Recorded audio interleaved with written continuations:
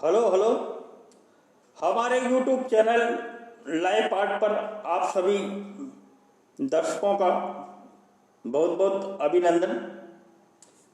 हम आज आपके लिए प्रस्तुत करने जा रहे हैं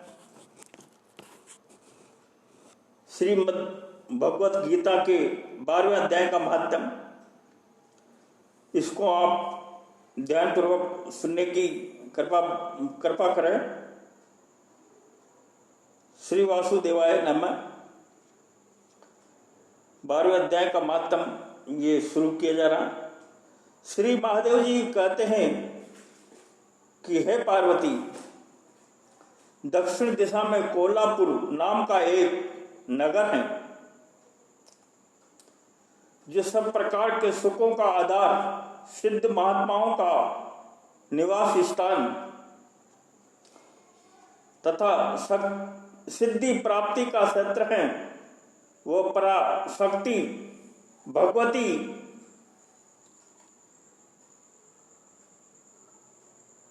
लक्ष्मी का प्रधान पीठ है। संपूर्ण देवता उसका सेवन करते हैं। वो पुराण प्रसिद्ध तीर्थ भोग एवं मोक्ष प्रदान करने वाला है। वहाँ करोड़ों तीर्थ और शिवलिंग हैं। रुद्र गया भी वही है। वो विशाल नगर लोगों में बहुत विख्यात है। एक दिन कोई युवक पुरुष उस नगर में आया। वह कहीं का राजकुमार था।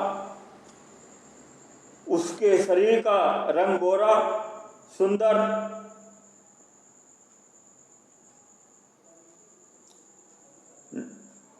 नेत्र सुंदर, ग्रीवा शंख के समान, कंधे मोटे, छाती को चौड़ी और भुजाएं बड़ी बड़ी थी। नगर में प्रवेश करके सब और महलों की शोभा निखारता हुआ वो देवेश्वरी महालक्ष्मी के दर्शनार्थ उत्कंठित हो मणिकंठ तीर्थ में गया। स्नान करके उसने पितरों का तर्पण किया। फिर माया महालक्ष्मी जी को प्रणाम करके भक्ति पूर्वक स्तवन करना आरंभ किया। राजकुमार बोला, जिसके हृदय में असीम दया भरी हुई है, जो समस्त कामनाओं को देती और अपने कटाक्ष मात्र से सारे जगत की सृष्टि, पालन और संहार करती हैं, उस जगन माता महालक्ष्मी की जय हो। जिस शक्ति के सहारे उसी के आदेश के अनुसार परमेष्टि ब्रह्मा सृष्टि करते हैं, भगवान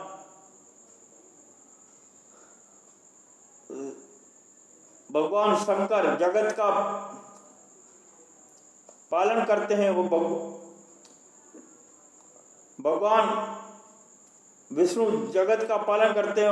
वो भगवान रुद्र अखिल विश्व का संहार करते हैं। उस सृष्टि पालन और संहार की शक्ति से संपन्न भगवती पराशक्ति का मैं भजन करता हूँ। कमले, योगी जन तुम्हारे कर्ण कमलों का चिंतन करते हैं। कमला यही तुम अपनी स्वाभाविक सत्ता से ही हमारे समस्त इंद्रिय गोचर विषयों को जानती हो।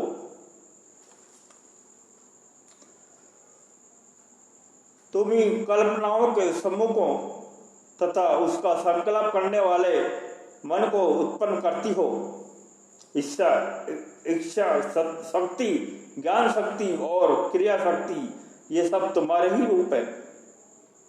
तुम परासंवित परम ज्ञान रूपिणी हो। तुम्हारा स्वरूप निष्कल, निर्मल, नित्य, निराकार, निरंजन, अंतरहित, आलम्बहीन तथा निरामय है। हे देवी, तुम्हारी महिमा का वर्णन करने में कौन समर्थ हो सकता है, जो चक्रों का भेदन करके अंतकरण के 12 स्थानों में विहार करती हैं। अनाहत, ध्वनि, बिंदु, नाद और कला ये जिसके स्वरूप है, उस माता महालक्ष्मी को मैं प्रणाम करता हूँ।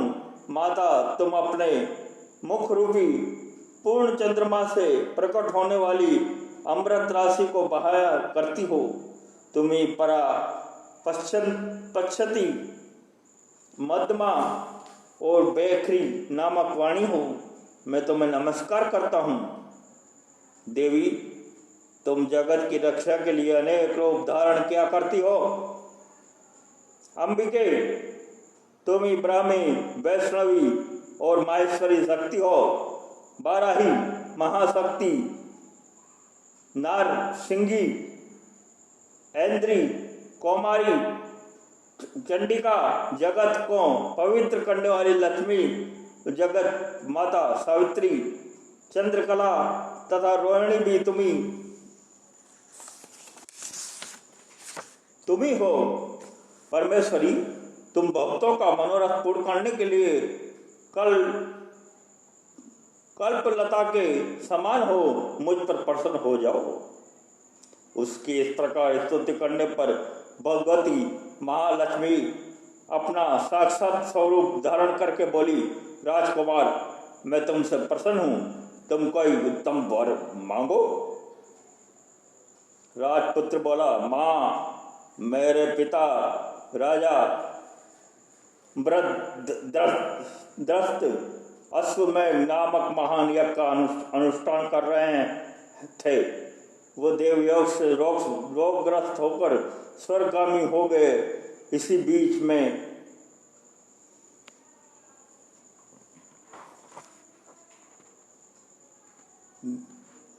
ग्रुप में बंधे हुए मेरे यज्ञ संबंधी घोड़े को जो समूची पृथ्वी की परिक्रमा करके लौटा था, किसी ने रात्रि में बंधन काटकर कहीं अन्यत्र पहुंचा दिया। उसकी खोज में मैंने कुछ लोगों को भेजा था, किंतु वे कहीं भी उसका पता न पाकर जब खाली हाथ लौट आए हैं, तब मैं सब ऋतिज्व से आज्ञा लेकर तुम्हारी शरण में आया हूँ। हे देवी, यदि तुम मुझ पर प्रसन्न हो तो मेरे यज्ञ का घोड़ा मुझे मिल जाए, जिससे यज्ञ पूर्ण हो सके। तभी मैं अपने पिता महाराज का ऋण उतार सकूंगा। शरणागतों पर दया करने वाली जगत जननी लक्ष्मी, जिससे मेरा यज्ञ पूर्ण हो, वो उपाय करो। भगवती लक्ष्मी ने कहा, राजकुमार, मेरे मंदिर के दरवाजे पर एक ब्राह्मण रहते हैं, जो लोगों में सिद्ध समाधि के नाम से विख्यात हैं।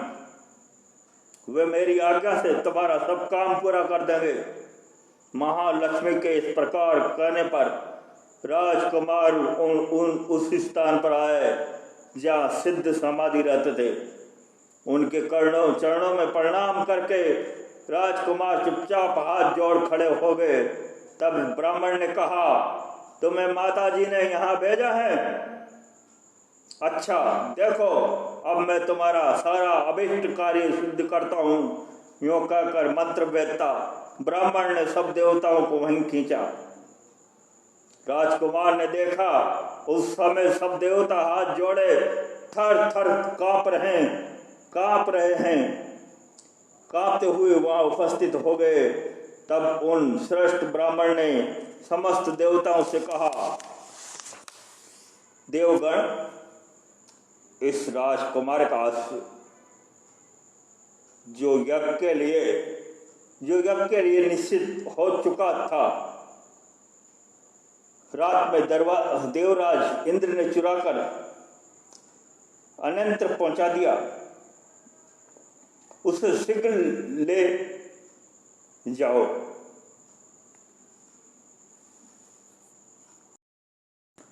ले जाओ। तब देवताओं ने मुनि के कहने से यज्ञ का घोड़ा लाकर दे दिया। इसके बाद उन्होंने उन्हें जाने की आज्ञा दी। देवताओं का आकर्षण देखकर तथा खोए हुए असुर को पाकर राजकुमार ने मुनि के चरणों में प्रणाम करके कहा, महर्षि, आपका ये सामर्थ्य आश्चर्यजनक है।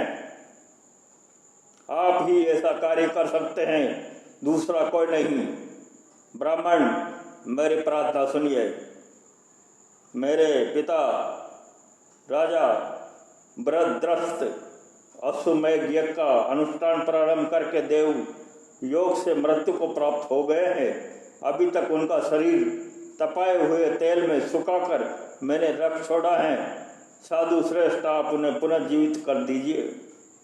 ये सुनकर महामुनि ब्राह्मण ने किंचित मुस्कुराकर कहा, चलो यहाँ जहाँ यज्ञ मंडप में तुम्हारे पिता मौजूद हैं चले। तब सिद्ध समाधि ने राजकुमार के साथ वहां जाकर जल अभिमंत्रित किया और उसे उस शव के मस्तक पर रखा।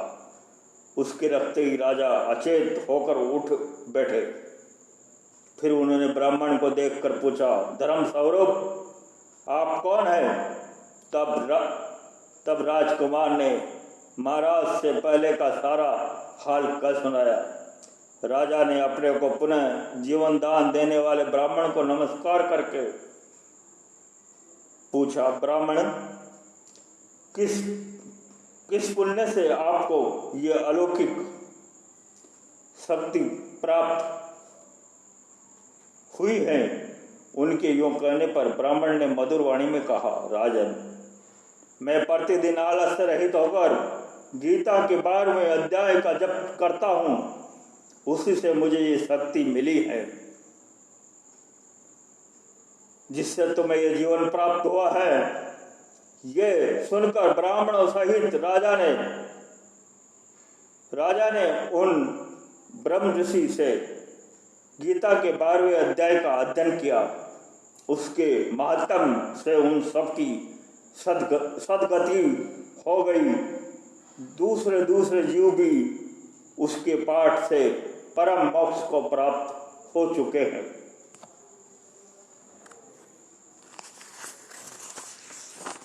इसी के साथ ये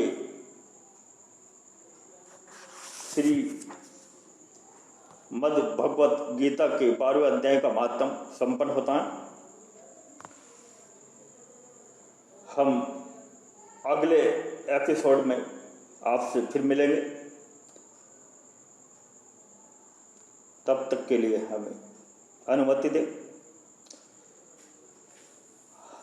आपको ये वीडियो कैसा लगा, इस पर अपनी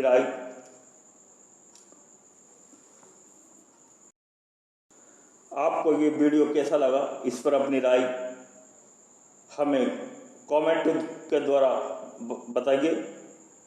और हमारे चैनल को आपने सब्सक्राइब नहीं किया तो प्लीज़ चैनल को सब्सक्राइब कर दे। बहुत बहुत धन्यवाद। जब तक आप प्रसन्न रहिए।